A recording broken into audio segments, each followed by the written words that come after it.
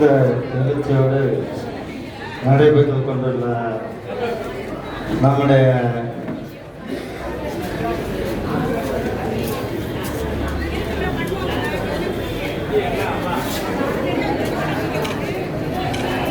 அலுவலகத்துறை சார்பில் மாற்றுத்திறனாளிகளுக்கு நலத்திட்ட உதவிகள் வழங்கும் நிகழ்ச்சியில்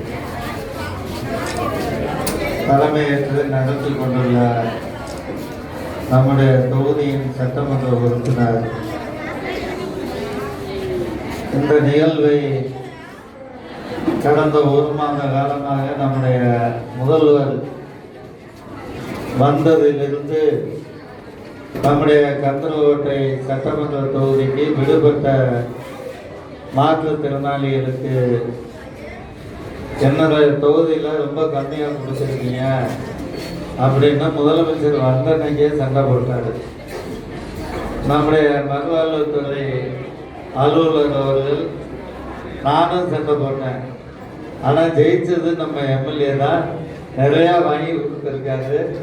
எனவே அப்படிப்பட்ட சட்டமன்ற உறுப்பினருக்கு நம்முடைய தொகுதி மக்கள் சார்பில் உங்கள் கரவொலியோடு நம்முடைய மாற்றுத்திறனாளிகளுக்கு ஒளியாற்றியுள்ள நம்முடைய சட்டமன்ற உறுப்பினரை வாழ்த்தி பாராட்டி நன்றியை தெரிவித்து உங்கள் பணி இன்னும் சிறப்பாக எல்லா பகுதிகளிலும் இது போன்ற நலத்திட்ட உதவிகளை நீங்கள் செய்ய வேண்டும் என்ற கோரிக்கையோடு இந்த நிகழ்வுக்கு வருகை தந்துள்ள நம்முடைய மூத்த ஒன்றிய செயலாளர், கந்தர்கோட்டை தெற்கு ஒன்றிய கழக செயலாளர் அருமை அண்ணன் மங்களா கோயில் பரமசிவம் அவர்களே, வடக்கு ஒன்றிய கழக செயலாளர் அருமை தம்பி தமிழையா அவர்களே, மாவட்ட கவுன்சிலர் அருமை சகோதரர் தூரவயல் செல்வம் அவர்களே, நம்முடைய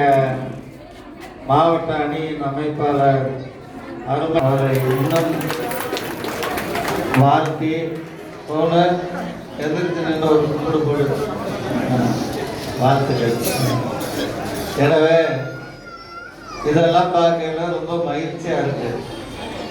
இந்த முனைப்பு, இந்த முன்னெடுப்பு இதெல்லாம் நம்முடைய சட்டமன்ற உறுப்பினர் செஞ்சிருக்காருன்னா இதை ஊக்கப்படுத்துவது, உற்சாகப்படுத்துவது நம்முடைய மாண்புமிகு தமிழ்நாடு முதலமைச்சர் முத்துவேல் கருணாநிதி ஸ்டாலின் என்ற ஒரு முதலமைச்சர் தமிழ்நாட்டின் முதலமைச்சராக இருப்பதால் தான் நம்முடைய மாற்றுத்திறனாளிகள் வாழ்வில் ஒரு ஒளி ஏற்றப்பட்டுள்ளது. முதலமைச்சர் எல்லாம் காவல்துறையை வச்சுக்குவாங்க, உள்துறையை வச்சுக்குவாங்க, இன்னும் சில முக்கியமான இலாக்காக்களை வச்சுக்குவாங்க. ஆனால் ஆட்சிக்கு வந்தவுடன் நம்முடைய முதலமைச்சர் கேட்டு பெற்றது நானே வைத்துக் கொள்கிறேன் என்று வைத்துக் கொண்ட இலாகா நம்முடைய மாற்றுத்திறனாளிகள் மறுவாழ்வுத்துறை இலாகாவை நம்முடைய முதலமைச்சரே நேரடியாக அவர் பொறுப்பில் வைத்துக் கொண்டு உங்கள் வாழ்க்கையில் ஒளியேற்றுகின்ற ஒரு முதலமைச்சர் தான் நம்முடைய முதலமைச்சர். அப்படிப்பட்ட நீங்கள் எல்லாம் கடமைப்பட்டிருக்க வேண்டும். இப்ப பார்த்தீங்கன்னா நகராட்சியில் பேரூராட்சியிலெல்லாம் நம்முடைய மாற்றுத்திறனாளிகளை எலெக்ஷன்லாம் நிற்க வேணாம், உங்களை ஒதுக்க மாட்டோம், நீங்கள் கவுன்சிலர்களாக நியமனம் செய்யப்பட்டு நீங்கள் அந்த அதிகாரத்துக்கு வரலான்னு அறிவிச்ச முதலமைச்சர் நம்முடைய முதலமைச்சர் அறிவிப்போடு நின்று விடவில்லை.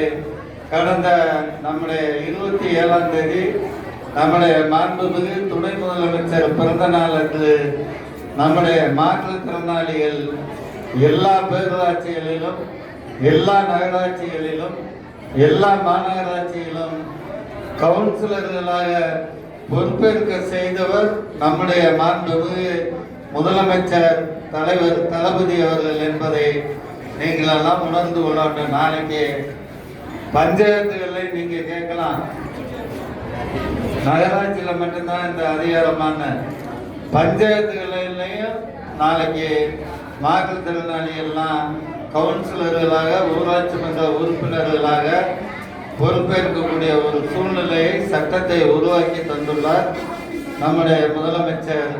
ஆக அது மட்டுமல்லாமல் எண்ணற்ற திட்டங்களை மாற்றுத்திறனாளிகளுக்காக செய்து கொண்டிருப்பவர் நம்முடைய முதலமைச்சர். இன்றைய தினம் நம்முடைய கந்தர்கோட்டை பகுதியில் 59 பேருக்கு கிட்டத்தட்ட 26 லட்சம் ரூபாய்க்கு இந்த நலத்திட்ட உதவிகளை நம்முடைய முதலமைச்சர் தந்துள்ளார். அப்படிப்பட்ட முதலமைச்சருக்கு நாமெல்லாம் நன்றி கடன் செலுத்த வேண்டும்.